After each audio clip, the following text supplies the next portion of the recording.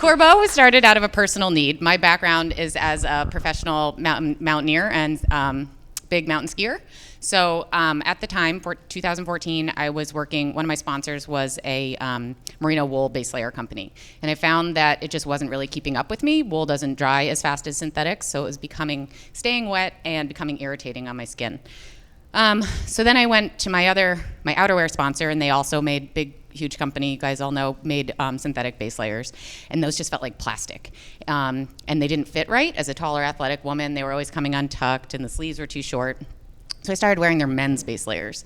And those are more functional, but then you get to the hut or the refugio at the end of the day and take off your outerwear, and you're wearing like this big saggy sacks, and it didn't really feel super cute. So I was like, why can't there be synthetic base layers that are super high quality, that feel really nice to the touch, but that are also cute? So in 2014, we did a crowdsourcing campaign on Indiegogo and raised enough money to go into production of our first round of manufacturing.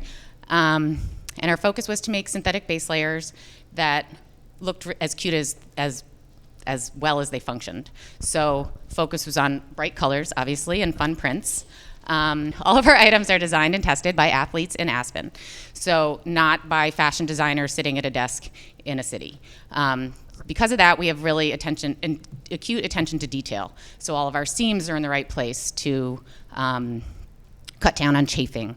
Our bottoms don't have elastic. They're like a yoga pant, so it's interfacing, so it cuts down on muffin topping, as well as bulkiness when you're layering. Since this is your underlayer, you're going to put stuff over this, and you don't want to have less bulk. Then things like well-functioning pockets that are in the right place if you have your pack on over them. You can put your phone in, any phone fits in here, and it's tacked down.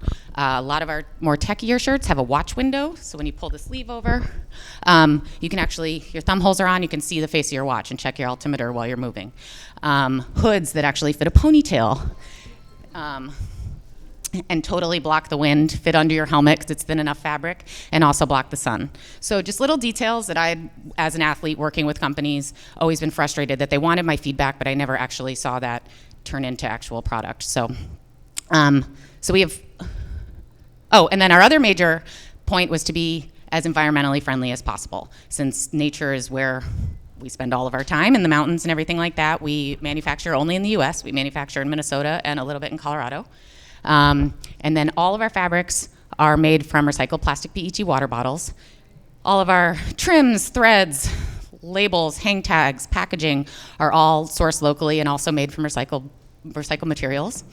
And the yarn is actually an energy-saving yarn, so it's dyed at a significantly lower temperature to decrease carbon emissions as well. So these are all pieces from the Fall 19 line. And I'll start here with the silk weight. This is what I had on yesterday, guys, for the orienteering.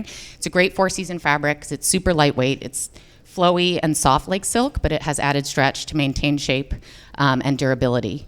Great 4-season fabric and fun colors. Wash it, dry it, will never fade. Then we have our Tempo line, which is more of a mid-weight. That's what I have on now. It's a super tight weave of fabric. And that gives it a warmth without a bulk. So it's warmer than, right now I'm a little warm. It's warmer than you think it's gonna be. And the tight weave also provides a naturally occurring UPF of 50 plus. So without a chemical bath, you have the sun protection there. So again, a great crossover shirt. One of our other goals was to provide clothing, performance wear that was evergreen. So you could wear it throughout the seasons, throughout your activities. Because living in Aspen, I live in a very small apartment with a very small closet. So.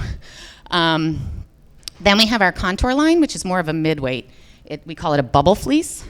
So there's little circles of fleece that hit your skin, wick away the moisture, and then channels of a thinner fabric around it to create a breeze to promote airflow so it's faster drying. And then we also have an expedition weight fabric that I don't have here with me, but it's like just a traditional solid fleece. So for fall 20, we've really developed, fall 20, we've really developed further our heavier mid-weight lines. For summer 20, we're really excited. We have our first summer wholesale line coming out. We've sold out 2 years in a row now, all of our tanks and tees through the direct-to-consumer channels. So summer 20 will be the first summer that we've now offered that as wholesale as well. So what else? We started in the ski industry because that was the industry that we knew. So right now, our focus just to start growth was in specialty ski. So this fall, we're shipping to about 35 specialty ski retailers in about 11 states. And then we're also in a handful of the large national online chains, or not chains, online stores. And our growth for the future would just be to stay independent and small, maintain manufacturing in the U.S., and grow the athleisure into athleisure and general athletic wear.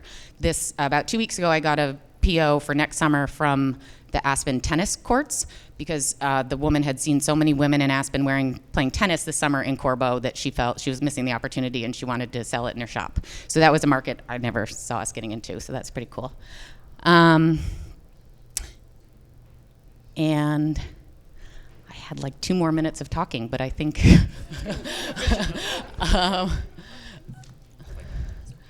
let me think about it. I will go to questions and then think of all the other things I wanted to say as we answer them.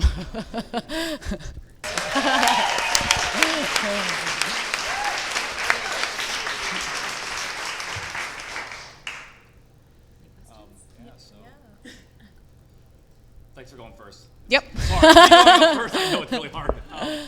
Biggest, I guess, since launch, biggest fail? We talk about failing, recovering. Biggest fail, I guess, that you've seen in your business and what you learned from it? One I was talking about yesterday was the first 6 months of the business, we were actually called Bare Layers. And then a Canadian scuba diving company wrote us a cease and desist letter. So we had to totally rebrand everything. And so Corbeaux, something I left out, means ravens in French. My husband grew up in France, and there's a folklore that's based out of Chamonix, a mountaineering folklore, that when people pass in the mountains, their spirits embody the ravens. And over the years of a ski mountaineering career, we've lost a lot of friends, unfortunately. And whenever we're up in the Alpine and we see ravens, we think of them as our friends playing with us and protecting us. And if we don't see ravens, we usually turn around because it doesn't feel like we shouldn't be there. So that's the... And what did you learn when you changed your brand? From that it's really important to be able to pivot as an entrepreneur and as a brand, that things don't necessarily go according to plan a lot. So having the flexibility and also just the openness to change. So is your IP in place now? Our what? Trademark of your Oh, brand? yes, yeah. Yeah, and the logo has been really popular and really resonates with people when they hear that story. Also the story just of authenticity behind the product, as well as conscious consumerism growing as a trend in the marketplace these days, our story of sustainability. So yes, we're good. What % of your business is winter, and is that a problem for you? Like, how do you think you're going to scale on the other season? Definitely, we only started with winter products, so the first 2 years were solely winter product, and that was when we realized, having never started a business before, that creates some cash flow issues. So that is why we did create our summer line. This silk weight fabric, as you can feel, is a fabulous. It's funny. So some comments that we got from specialty ski stores were that they were focused on more of a tourist comes to Aspen or Vail and wants a heavy midweight. They don't think that something that thin will keep them warm, whereas we were coming at it from the mountaineering side of things, so we're thinking of skiing as a sweat sport. And a lot of people don't think you sweat when you ski, but you definitely do. So we had that fabric first as a winter fabric, and I still wear it. My husband skis in the bottoms all winter long. And they're great for uphilling, but they're also great for a summer camping base layer. My mom sleeps in them every night as pajamas because they're so breathable.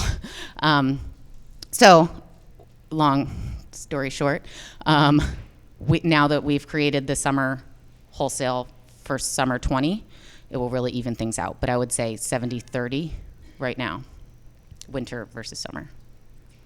Mm-hmm. We do. We also have a men's line. Mm-hmm. Yes, he doesn't wear my pants. I didn't mention that. What's your future sales and distribution strategy? So breaking away from just the specialty ski shops, looking at more of general sports stores. So we do really well in mountaineering shops, but then also now tennis and general sports running stores, and then growing into the larger box stores like an REI would be hopefully a future attainable goal, and Title IX. And but then also, so really boosting our wholesale, and then right now we're 50-50 really, and we have been since we started, of direct sales and wholesale. So hope to boost and I envisioned more of a 70-30 split. So boosting that wholesale, and then simultaneously we believe that e-commerce will grow with it. So. What's your strategy for direct to consumer as far as acquiring customers? So we've never done any paid advertising. Okay. We would like to. We're in the middle of raising money right now, which is really fun. And, but part of that would be to put some money into actual marketing, do a whole brand overhaul, marketing, professionally, and do some paid advertising. Right now, it's just word of mouth. We have really relied on our contacts in the ski industry, leveraged our athlete friends, and other contacts, journalists and photographers and stuff like that, and relied on them to get the word out and create really great content for us. Can you talk a little bit about your approach to price point? Sure. We definitely have a higher price point than other synthetics on the market, and that is because we are made in the U.S. and it's a recycled content product. So we have had a little bit of pushback from that, but then once people actually try the product and realize it's going to last them years and years and years because of the high quality, they're willing to pay that higher price point. Awesome. Okay.